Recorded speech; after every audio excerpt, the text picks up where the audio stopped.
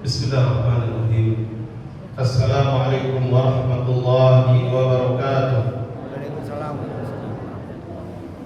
Alhamdulillah. Alhamdulillahilladzi arsala rasulahu bil huda wa dinil haqq liyudhhirahu 'ala dini kullihi walau karihal kafirun. Asyhadu an la ilaha illallah wahdahu la syarika lahu wa asyhadu anna Muhammadan 'abduhu wa rasuluhu sallallahu alaihi wa ala alihi wa ashabihi wa man tabi'ahum bi ihsanin ila yaumiddin wa sallama tasliman katsira amma ba'du. Alhamdulillah, kita bersyukur kepada Allah Subhanahu wa taala atas berbagai nikmat dan karunia yang senantiasa Allah limpahkan kepada kita. Nikmat yang tak terhingga, yang tak seorang pun dari kita mampu menghitungnya. Bahkan seandainya air di lautan dijadikan sebagai tinta untuk menghitung nikmat-nikmat Allah tersebut, maka airnya habis, tapi nikmat Allah pun belum terhitung. Begitu banyak nikmat yang Allah berikan kepada kita. Dan di antara nikmat yang kita rasakan saat ini, Allah takdirkan kita, Allah takdirkan saya, bapak dan ibu semuanya berada di salah satu bulan haram, bulan yang memiliki keistimewaan yang luar biasa. Allah menyebutkan di dalam surat At-Taubah ayat 36, Inna iddatash syuhuri indallahi 12 syahra. Sesungguhnya bilangan bulan di sisi Allah itu adalah 12 bulan, kata Allah. Jadi dalam setahun ada 12 bulan. Kalau ada yang bulan ke-13, nah itu PNS biasanya, gaji ke-13. Kalau dalam setahun cuma ada 12 bulan, Allah menyebutkan dalam Al-Quran. Allah menyebutkan inna iddatash syuhuri indallahi 12 syahra fi kitabillahi yauma khalaqas samawati wal ardh. Dan itu adalah ketetapan Allah. Mulai dari Allah menciptakan langit dan bumi, dari awal Allah ciptakan langit dan bumi, jumlah bilangan bulan dalam setahun itu adalah 12 bulan sampai hari ini, sampai kelak ketika kehidupan di dunia ini berakhir, maka jumlah bulannya tetap 12 bulan. Sebagaimana Allah kabarkan di dalam ayat ini. Lalu Allah sebutkan minha arba'atun hurum. Dan dari 12 bulan tersebut Allah tetapkan 4 bulan sebagai bulan haram. Yang 12 bulan itu bulan apa saja? Bulan Muharram, bulan Rabiul Awal, Rabiul Akhir, Jumadil Ula, Muharram, Safar, Rabiul Awal, Rabiul Akhir, Jumadil Ula, Idul Akhirah, Rajab, Sya'ban, Ramadan, kemudian Syawal, Dzulqa'dah, Dzulhijjah, 12 bulan. Yang 4 bulan haram Allah tak sebutkan dalam Al-Quran. Nah, disinilah fungsinya kita membaca hadis Rasulullah sallallahu alaihi wasallam. Bapak Ibu dari mana tahu gerakan-gerakan salat? Apakah ada ayat-ayat Al-Quran yang menjelaskannya? Tidak ada. Dari mana kita tahu gerakan salat? Dari mana kalau takbir itu mengangkat kedua tangannya, telapak tangannya menghadap ke kiblat, kemudian tingginya ada kalanya setinggi bahu, ada kalanya sejajar dengan telinga. Tidak ada di dalam Al-Quran. Semuanya dijelaskan di dalam hadis Rasulullah sallallahu alaihi wasallam. Maka keliru kalau ada orang mengatakan kita cukup beramal dengan Al-Quran saja. Padahal Al-Quran yang mengatakan agar menadani Rasulullah. Laqad kana lakum fi Rasulillahi uswatun hasanah, kata Allah dalam Al-Quran. Sungguh bagi kalian ada teladan yang baik pada diri Rasulullah. Dari mana kita mengetahui teladannya? Dari hadis-hadis Rasulullah yang telah diajarkan dan diriwayatkan oleh para sahabatnya kepada generasi berikutnya sampai ke generasi kita, termasuk dalam masalah bulan haram yang 4 ini apa saja. Allah tak sebutkan namanya di dalam surat Taubah ayat 36. Allah hanya menyebutkan jumlah bilangan dalam setahun itu. Bilangan bulan dalam setahun adalah 12 bulan dan 4 bulan haram, kata Allah. Dzalika dinul qayyim, itulah agama yang lurus. Fala tadzlimu fihinna anfusakum, jangan kamu zalimi diri kamu di bulan-bulan haram tersebut. Jadi ini ada dalil yang umum dan masih butuh penafsiran. Kalau tidak merujuk kepada penafsiran Rasulullah, maka semua orang akan menjawab sesuka hatinya. Tapi ketika ditemukan dalil dari hadis Rasulullah, maka sebagai umat Rasulullah, umat Muhammad, hendaklah mencukupkan dengan dalil-dalil tersebut. Tidak boleh lagi mengedepankan yang lain sehingga menyingkirkan dan menyisihkan dalil-dalil tersebut. Harus ketika mendapati dalil, maka cukup dengan dalil tersebut. Oleh karena itu, di dalam hadis sahih yang diriwayatkan oleh Imam Bukhari dan Muslim dari Abu Bakrah Nufai bin Harith, kita dapati penjelasannya. Yang 4 bulan itu bulan apa saja? Kata Nabi SAW, Az-zamanu qad istadara ka hay'atihi yawma khalaqas samawati wal ard. Waktu itu berputar terus sebagaimana hari ciptakannya langit dan bumi. Jadi sama. Bedanya apa? Semakin ke akhir kehidupan dunia ini semakin terasa pendek waktu, tak terasa. Mungkin kita sekarang mengatakan rasanya baru kemarin kita bakar sate kambing.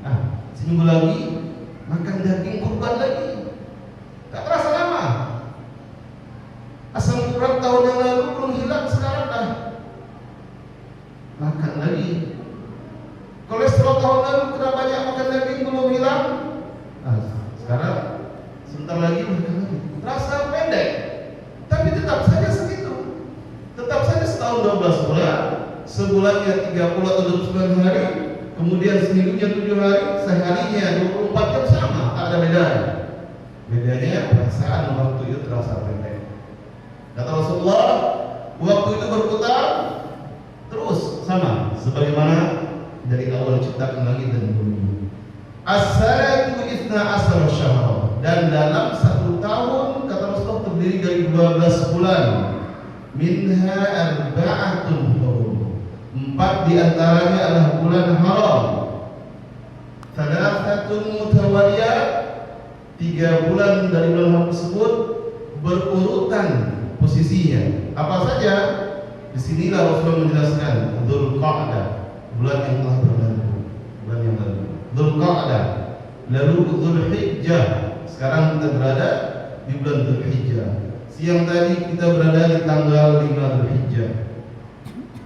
Dan malam ini sudah masuk tanggal 6 Dzulhijjah berdasarkan ketetapan pemerintah, hasil sidang isbat pemerintah. Setelah Dzulqa'dah, setelah Dzulhijjah, bulan Al-Muharram, bulan depan. Ini 3 bulan betul-betul posisinya kata Rasulullah. Wa Rajabun Mudhar, setelah itu bulan Rajab. Kenapa disebut Rajabun Mudhar? Karena bulan Rajab ini bulan yang sangat diagungkan oleh suku Mudhar, kaum Mudhar. Maka Rasul menyebutkan wa Rajabun Mudhar biar para sahabat ketika itu mudah mengetahui itu Rajabnya Rajab mana. Ternyata Rajab yang diagung-agungkan oleh kaum Mudhar. Alladzi baina Jumadai wa Sya'ban. Bulan Rajab ini yang terpisah. Kalau yang lainnya Dzulqa'dah, Dzulhijjah, Muharram berurutan, tiba-tiba setelah itu bulan Safar, kemudian bulan Rabiul Awal, Rabiul Akhir, Jumadil Ula, Jumadil Akhirah, baru setelah itu Rajab. Terpisah. Ada berapa bulan yang memisahkannya dari bulan haram yang lainnya.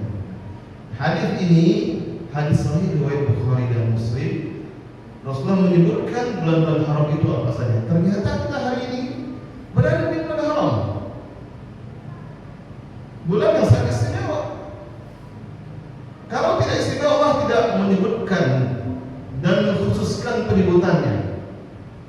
Seandainya tidak istimewa, Rasulullah pun tidak menjelaskannya. Sama seperti bulan-bulan yang lainnya, kalau tidak istimewa, Rasulullah pun tidak menjelaskannya. Pertanyaannya, kenapa dinamakan bulan haram? Apa maksudnya dengan penamaan bulan haram?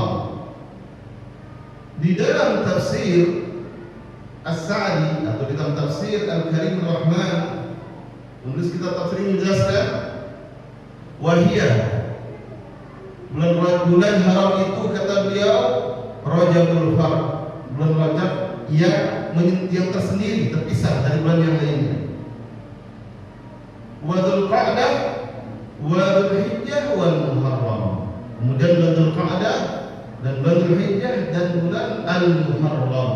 Wa summiyat haraman, lalu beliau jelaskan, dan dinamakan bulan haram li ziyadati hurmatiha, karena bulan-bulan yang empat ini bertambah keharamannya, bertambah kesuciannya dibandingkan bulan-bulan yang lainnya, lebih mulia. Wa tahrimil qital fiha, dan karena diharamkannya peperangan di dalam bulan tersebut. Apakah di bulan lain tidak diharamkan? Diharamkan juga, tapi di bulan-bulan haram lebih diharamkan lagi. Sehingga orang-orang Arab dahulu sebelum Islam, buat masa jahiliyah, mereka betul-betul menjaga diri tidak menumpahkan darah di bulan-bulan haram. Mereka tidak berperang, mereka tidak banyak berbuat aktivitas, lebih banyak menjaga diri mereka, menjaga ketenangan, ketentraman, karena mereka memuliakan bulan haram. Dan ketika datang syariat Islam dari Rasulullah, Allah masih tetap menjaga kesucian 4 bulan tersebut. Ini contoh sesuatu yang ada pada umat terdahulu, tapi masih dijaga, tapi dengan dalil. Jika tidak ada dalil, maka tidak boleh kita memasukkan sesuatu yang bukan dari ajaran Islam kepada ajaran Islam. Butuh dalil untuk menetapkannya. Sedangkan perkara ini perkara yang Rasulullah, Allah menyebutkannya, Rasulullah pun menjelaskannya, maka bulan-bulan haram, bulan yang juga dimuliakan di dalam syariat Islam. Ada beberapa contoh syariat umat terdahulu yang tidak lagi menjadi syariat dari umat ini. Contoh, kalau umat terdahulu itu kalau berbuat dosa dan ingin bertaubat, cara bertaubatnya bunuh diri. Dengan bunuh diri, seperti Bani Israel kalau bertaubat bunuh diri. Allah sebutkan di dalam surat Al-Baqarah. Bagaimana dengan bunuh diri pada umat Nabi Muhammad? Allah haramkan. Bahkan di dalam beberapa hadis sahih ancamannya, barang siapa yang membunuh diri dengan sesuatu, maka kelak dia akan diadab dengan cara dia bunuh diri tersebut. Kalau yang bunuh diri dengan senjata tajam, dia tikam tubuhnya, kelak di akhirat dia pun akan mengazab dirinya sendiri dengan senjata tajam tersebut. Yang bunuh diri, yang meloncat dari tempat yang tinggi, kelak pun dia akan dijatuhkan dari tempat yang tinggi, terus berulang-ulang dilakukan, tersiksa. Alhamdulillah, menjadi perkara yang Allah haramkan. Jadi berbeda. Contoh yang lainnya, umat terdahulu itu kalau pakaiannya terkena najis, tidak ada cara mensucikannya. Dia wajib membuang bagian yang terkena najis, digunting atau dibuang. Kalau mau dijahitnya, jahit lagi biar tidak tersingkap auratnya. Seandainya syariat itu masih tetap Allah pertahankan untuk umat Nabi Muhammad, kan lucu. Kalau bapak-bapak, ibu-ibu ke mall pakai baju yang dijahit-jahit ditambal-tambal, menghadiri acara undangan Pak Wali Kota pakai baju yang dijahit-jahit ditambal-tambal. Nah, tapi Allah sebagai rahmatnya kepada umat Nabi Muhammad memberikan kemudahan. Apa kemudahannya? Kalau ada pakaian terkena najis, cukup dicuci sampai hilang sifat-sifat najisnya, tidak ada warnanya, tidak ada baunya, tidak ada rasanya. Kalau itu sesuatu yang dirasa, maka disuci. Bahkan kalau pakaian misalnya terkena najis hanya sedikit di ujung lengan baju, tidak mesti harus mencuci semua bajunya. Seandainya bisa membersihkan, mencuci, menghilangkan najis yang sedikit ini saja, cukup sedikit saja. Banyak kemudahan Allah berikan, perbedaan dengan umat terdahulu. Tapi Tapi ada juga syariat umat terdahulu yang masih Allah pertahankan untuk umat Nabi Muhammad. Salah satunya memuliakan bulan haram ini. Kemudian contoh yang lainnya pelaksanaan ibadah haji dan penyembelihan hewan kurban. Ini adalah syariat yang sudah dimulai dari masa Nabi Ibrahim. Dan Allah pertahankan untuk umat Nabi Muhammad sampai hari ini dan sampai ke akhir dari kehidupan dunia ini. Jadi dinamakan bulan haram karena bertambahnya kemuliaan dan kehormatan tersebut. Al-Imam Ibnu Katsir menjelaskan ketika beliau menafsirkan surat At-Taubah ayat 36 tadi, lalu beliau mengatakan, "Tsumma tusra min dzalika arba'atu ashhur." Kemudian dikhususkan dari 12 bulan tadi 4 bulan sebagai bulan haram. Faja'alahunna haraman. Allah jadikan bulan tersebut yang 4 bulan sebagai bulan haram. Dzulqa'dah, Dzulhijjah, Muharram dan Rajab. Wa 'azzama hurumatihinna. Dan Allah agungkan, Allah besarkan kehormatannya, kehormatannya. Wa ja'ala dzanba fihinna a'zam. Dan Allah jadikan dosa yang dilakukan di bulan haram itu lebih besar. Jadi yang berbuat dosa Bapak Ibu semuanya, kalau ada yang berbuat dosa di antara kaum muslimin di bulan haram, dosanya jauh lebih besar. Wal amal salihah wal ajra a'zam. Begitu pula sebaliknya, amal soleh yang dilakukan di bulan-bulan haram, pahalanya juga lebih besar dibandingkan di luar bulan haram. Malam hari ini kita duduk di majelis ilmu sambil menunggu waktu isya, itu amal soleh. Pahala yang kita dapatkan malam hari ini jauh lebih besar dari pahala yang kita dapatkan di bulan-bulan yang lain di luar bulan haram. Karena Allah lipat gandakan pahala. Begitu juga yang dijelaskan oleh Syekh Mustafa bin Sa'ad rahimahullah di dalam kitab Maqalidul Nubuwah. Beliau mengatakan, "Tudha'aful hasanatu wasayyi'atu bimakanin fadil." Dilipat gandakan kebaikan, begitu juga keburukan yang dilakukan di tempat-tempat yang memiliki keutamaan seperti Mekah, Madinah, Baitul Maqdis. Ini 3 tempat yang memiliki keutamaan bagi kaum muslimin. Barang siapa yang berbuat amal-amal kebaikan di tempat-tempat yang mulia tersebut, pahalanya jauh lebih besar dibandingkan tempat-tempat yang biasa. Begitu juga barang siapa yang berbuat dosa, berbuat maksiat di tempat-tempat yang mulia tersebut, dosanya jauh lebih besar dibandingkan jika berbuat maksiat di selain tempat tersebut. Kalau ada orang yang mabuk di kafe, orang menganggap biasa saja. Tapi kalau tiba-tiba ada yang mabuk di Masjid Putra Rahman, ini heboh mungkin rumah ini. Terpergok oleh pengurus beberapa pemuda mabuk di dalam Masjid Putra Rahman, viral, bahkan viral se-Indonesia. Kenapa? Karena tempat yang tidak pantas.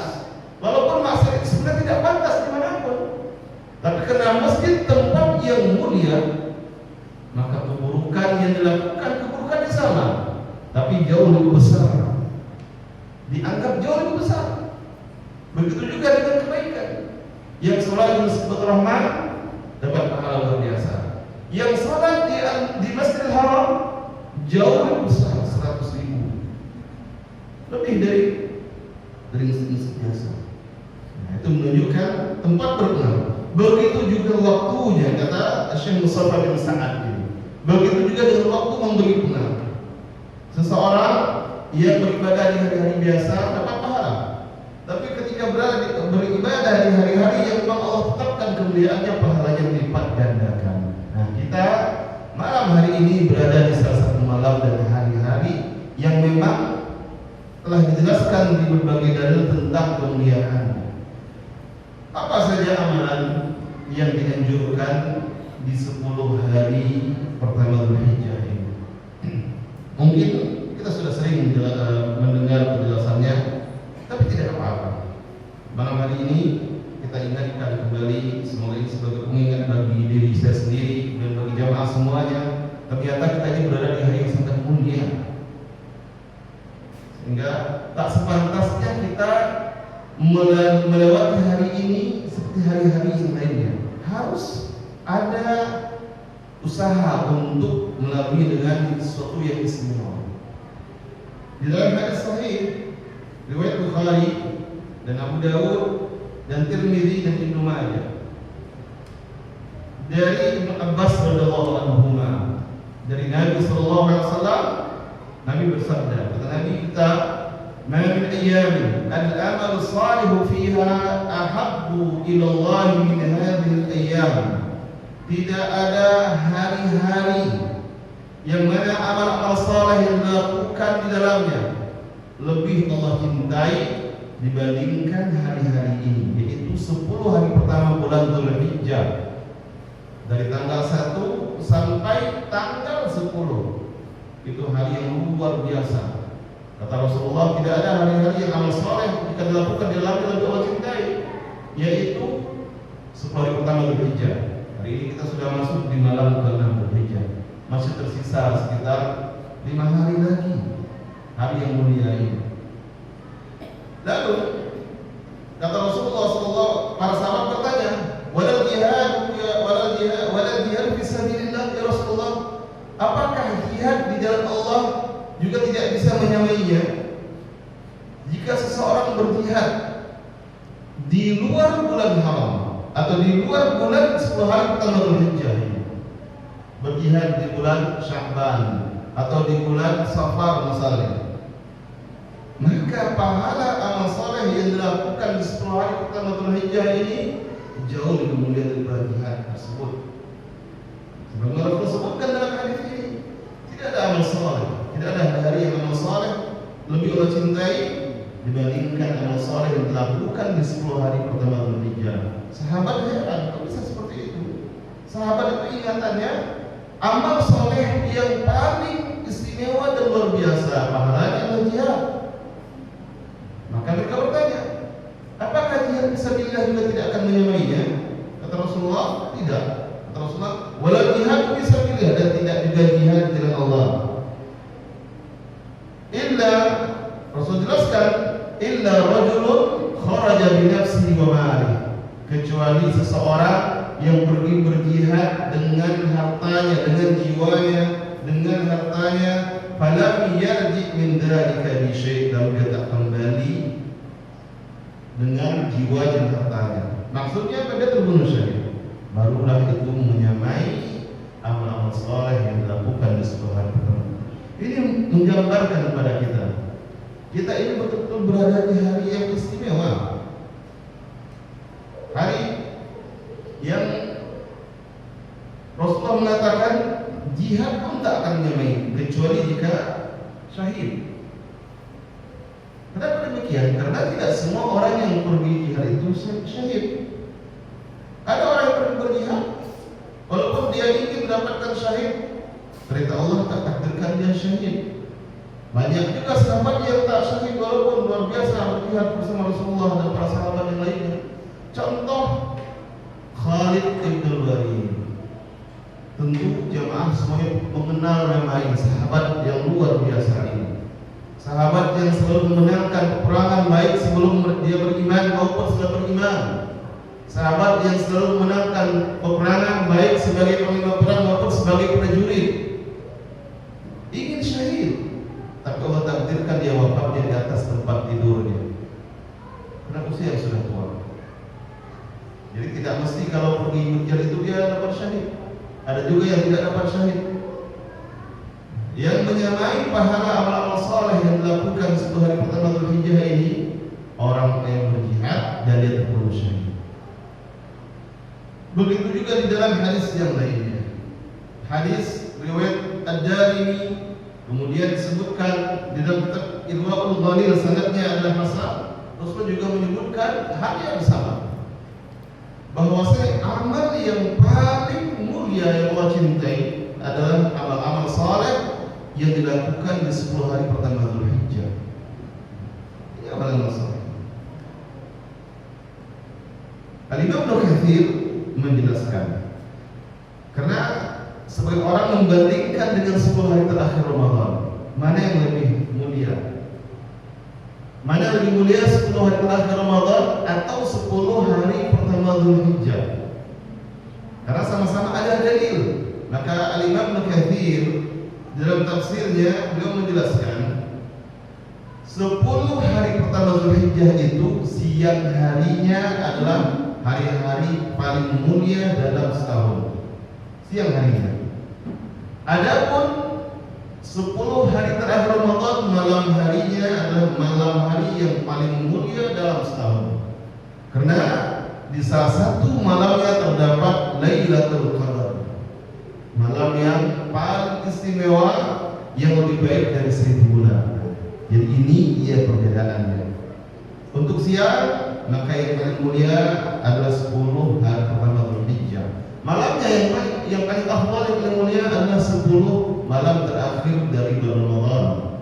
Ini penjelasan dari Al-Imam Ibnu Katsir rahimahullah. Apa amalan yang dianjurkan?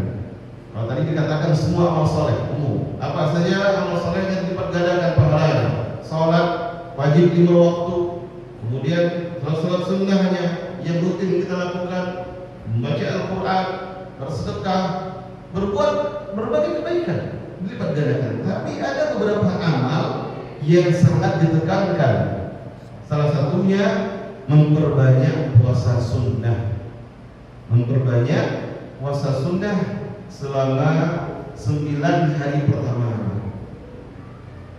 Tanggal 10 karena itu adalah hari raya tidak diperbolehkan berpuasa. Sedangkan di tanggal 1 Dzulhijjah sampai tanggal 9 itu adalah waktu-waktu yang dianjurkan. Yang tidak bisa minimal jangan kelewatkan di tanggal 9. Ada hadis sahih yang diriwayatkan oleh Imam Bukhari, hadis nomor 1805, hadis qudsi. Dari hadis ini para ulama menjelaskan salah satu amal saleh yang sangat ditekankan dalam puasa. Dalam hadis qudsi Allah berfirman, "Kullu amal ibni Adam lahu illa siyam." Semua amal anak Adam itu untuknya kecuali puasa. Fa innahu li, sesungguhnya puasa itu adalah untuk atau milikku. Wa ana ajzi bi, dan saya akan memberikan balasannya. Para ulama menjelaskan maksud dari hadis ini ketika Allah mengatakan dan saya yang akan membalasnya. Saya yang akan membalasnya. Jadi kalau mati lampu karena saya pakai file PDF, jadi tetap bisa membaca materi kajiannya.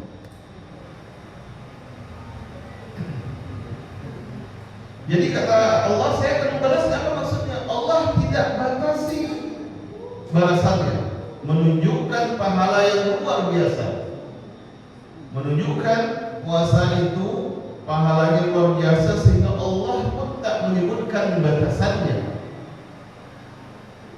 Kemudian di dalam hadis yang lainnya, hadis riwayat Ahmad dan riwayat An-Nasa'i juga riwayat Ibnu Hibban dari Hafsah radhiyallahu anha, beliau berkata, "Arba'un lam yakun yada'uhunna Rasulullah sallallahu alaihi wasallam." Kata Hafsah radhiyallahu anha, ada 4 amalan yang tidak pernah ditinggalkan oleh Rasulullah sallallahu alaihi wasallam.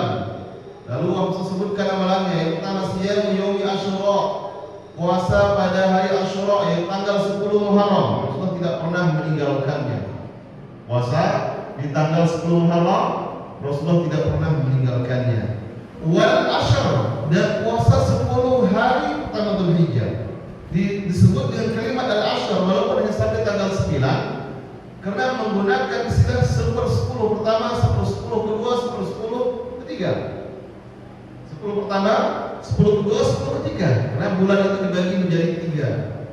10 pertama, 10 kedua, 10 ketiga. Dan puasanya dilakukan dari awal sampai tanggal 9 bagi yang memang bisa mampu dan memiliki kesempatan.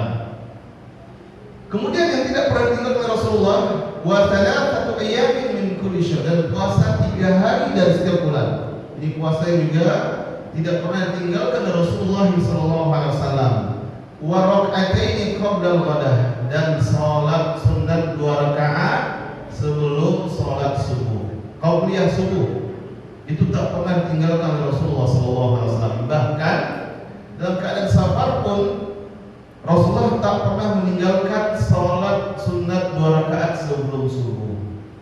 Kalau dalam keadaan safar, Rasulullah itu tidak melakukan sholat sunat kecuali hanya witir, kemudian juga sholat sunat qabliyah subuh, kemudian sholat duha, walaupun ada khilaf di antara para ulama. Sebagian ulama mengatakan yang karena dalil yang digunakan dalil ketika penaklukan kota Mekah.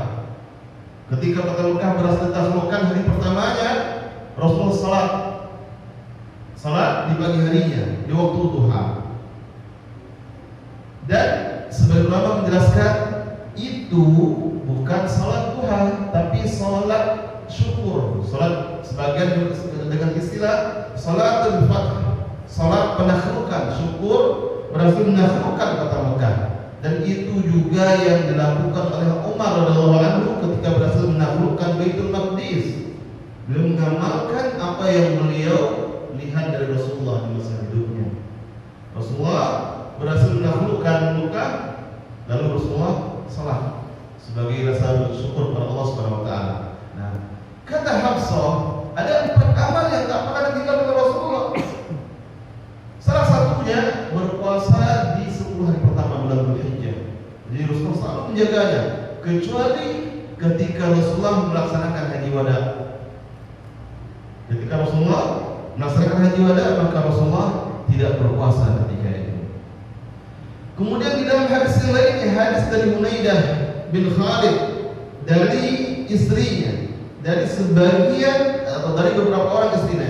Jadi hadis ini dari Hunaidah, beliau meriwayatkan dari istrinya meriwayatkan dari beberapa orang istri Nabi. Istri Nabi berkata, "Kana Nabi sallallahu alaihi wasallam yasumu tis'a Dzulhijjah." Adalah Nabi sallallahu alaihi wasallam biasa berpuasa 9 hari Dzulhijjah. Jadi dari tanggal 1 sampai tanggal 9 Rasulullah berpuasa. Wa yaum Asyura, dan juga puasa pada hari Asyura. Wa thalathata ayyamin min kulli syahr, dan juga puasa 3 hari setiap bulannya. Dan yang paling istimewa adalah di tanggal 9-nya, yang dikenal dengan sebutan puasa Arafah. Jadi ini pun kadang terjadi khilaf di antara kaum muslimin, tidak hanya di antara orang-orang awam, di antara ahli ilmi perbedaan pendapat. Apakah puasa Arafah itu mengikuti wukufnya di Arafah atau mengikuti penanggalan negeri masing-masing? Sebagian orang mengatakan mengikuti wukuf di Arafah, sebagian mengatakan mengikuti penetapan penanggalan negeri masing-masing. Secara logika kita, ketika Islam sudah tersebar luas, tidak hanya di Jazirah Arab lagi, untuk menyampaikan suatu informasi butuh perjalanan panjang berhari-hari bahkan berminggu-minggu. Ketika di Mekah sudah terlihat hilal, ditetapkan besok sudah masuk tanggal 1 Dzulhijjah. Saat itu bagaimana mengabarkan tempat-tempat yang jauh? Berarti kan tidak mungkin mereka mengikuti ketetapan yang ada di Mekah. Maka ketika itu mereka mengikuti ketetapan yang ada di negeri masing-masing. Yang ada di Spanyol, di Andalus, belum ada ketika itu media informasi seperti sekarang. Yang ada di Mesir, yang ada di Afrika, di Maroko, yang ada di negeri-negeri Persia jauh, butuh waktu berbulan-bulan, berminggu-minggu untuk berjalan. Ketika di Mekah suatu hilal, mau mengabarkan orang yang ada di Damaskus di Syam, itu 1 bulan perjalanan. Selesai pula orang, selesai baru sampai kabarnya. Nah, jadi dahulu pun di daerah-daerah yang jauh, yang tidak bisa dikabarkan, mereka mengikuti ketetapan penanggalan masing-masing berdasarkan penglihatan apa yang mereka ketahui. Ini yang banyak dikuatkan oleh para ulama sekarang ini. Maka puasa Arafah itu puasa di tanggal 9. Penamaan puasa Arafah karena awalnya Hukum awalnya berkenaan dengan wukuf di Arafah. Hukum awalnya Rasulullah bersabda tentang keutamaan puasa tanggal 9 Dzulhijjah. Kata Rasulullah, siyamu yaumi Arafah, puasa hari Arafah, ahtasibu 'ala Allah, saya berharap kepada Allah, ayyukaffira sanata allati qablahu wallati ba'dahu, agar Allah menggugurkan dosa setahun sebelumnya dan setahun sesudahnya. Ini luar biasa, pahala yang luar biasa yang telah dijanjikan oleh Rasulullah kepada umatnya yang berpuasa di tanggal 9 Dzulhijjah. Ikhlas karena Allah, mengharapkan pahala dari Allah, maka Allah akan ampuni dosa setahun sebelumnya dan setahun sesudahnya. Nah, ini setahun sesudahnya ini jangan pula dijadikan alasan. Kan sudah diampuni, tak apa-apa lah meninggalkan sholat, tak apa-apa lah berbuat dosa, tak apa-apa lah curang, tak apa-apa lah berdusta. Tidak seperti itu maksudnya. Di antara makna diampuni dosa setahun sesudahnya, Allah akan bimbing hambanya ini jika betul-betul terima pahalanya menjadi hamba yang tidak berbuat dosa, menjaga perbuatan, menjaga sikapnya, tidak tanduknya, matanya terjaga, dia tidak melihat perkara yang Allah haramkan, lisannya tidak berbicara dengan pembicaraan yang mendatangkan dosa, telinganya hanya mendengar yang baik-baik, kakinya melangkah ke tempat yang Allah ridai, tangannya hanya melakukan dan menulis sesuatu yang Allah cintai. Allah jaga dia tidak berbuat dosa. Itu salah satu maknanya. Makna yang lainnya memang betul-betul Allah ampuni dosanya. Seandainya dia tergelincir ke perbuatan dosa, Allah ampuni dosanya. Ini keutamaan yang luar biasa. Dan tanggal 9 perkiraan hari Selasa ya. Hari Selasa kalau tidak salah. Maka jangan sampai terlewatkan kemuliaan yang luar biasa ini. Kita berada di hari pertama di bulan Dzulhijjah dan tanggal 9 itu jatuh di hari Selasa. Sempatkan diri untuk berpuasa walaupun puasa sunnah. Yang mengamalkannya mendapatkan pahala yang besar, yang tidak sempat melakukannya maka dia tak berdosa. Tapi ini kesempatan yang oleh Allah telah pilih kita untuk bertemu dengan hari-hari yang mulia ini. Kemudian ada satu sunnah lainnya, satu amalan yang sudah dilalaikan oleh kaum muslimin.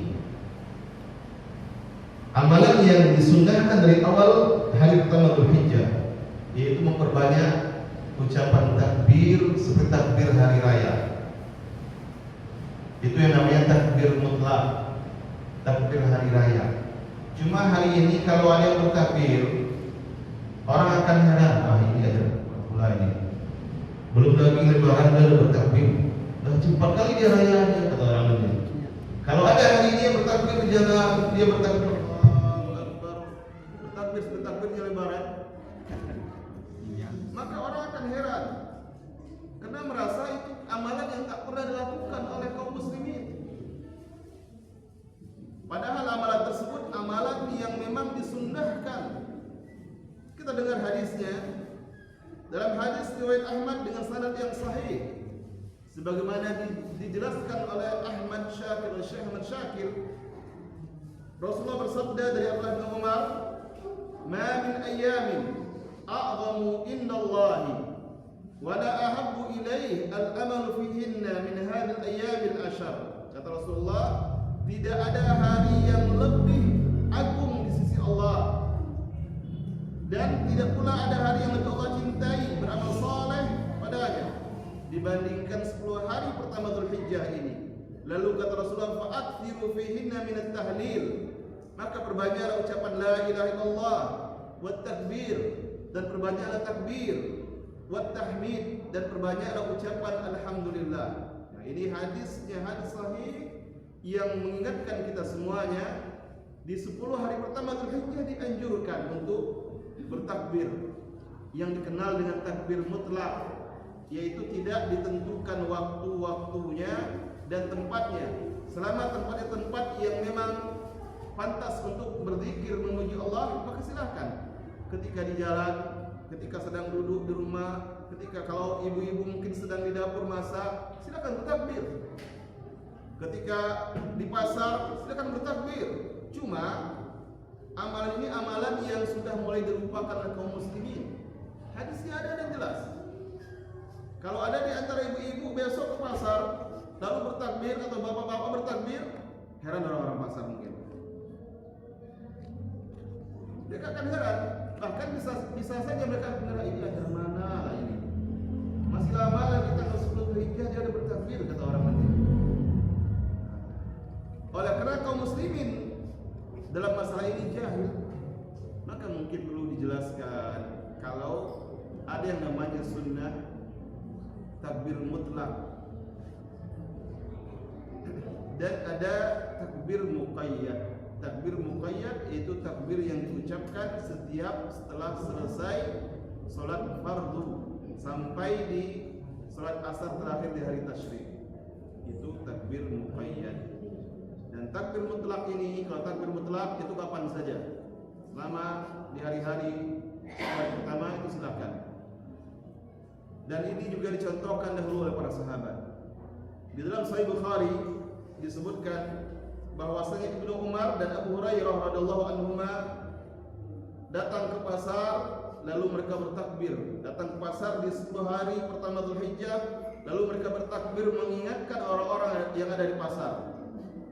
Mendengar Abdullah bin Umar dan Abu Hurairah bertakbir, maka orang di pasar pun ikut bertakbir. Sudah masuk Isya?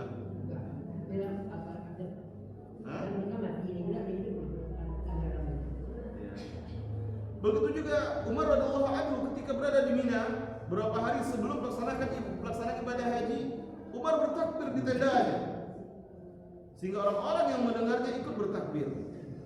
Ramai Mina dengan gemuruh takbir. Dan ini disebutkan di dalam riwayat Bukhari bahwasanya dahulu itu kaum muslimin bertakbir di 10 hari pertama, takbirnya takbir mutlak. Dan ini amalan yang sudah banyak dilupakan oleh kaum muslimin. Kemudian amalan yang lainnya adalah melaksanakan penyembelihan hewan kurban di tanggal 10, tanggal 11, 12 dan 13. Kemudian juga amalan lain yang paling utama bagi orang-orang yang Allah berikan kesempatan untuk berangkat ke tanah suci, maka tentu mereka melaksanakan ibadah haji di sana. Baik, sampai di sini kajian kita malam hari ini.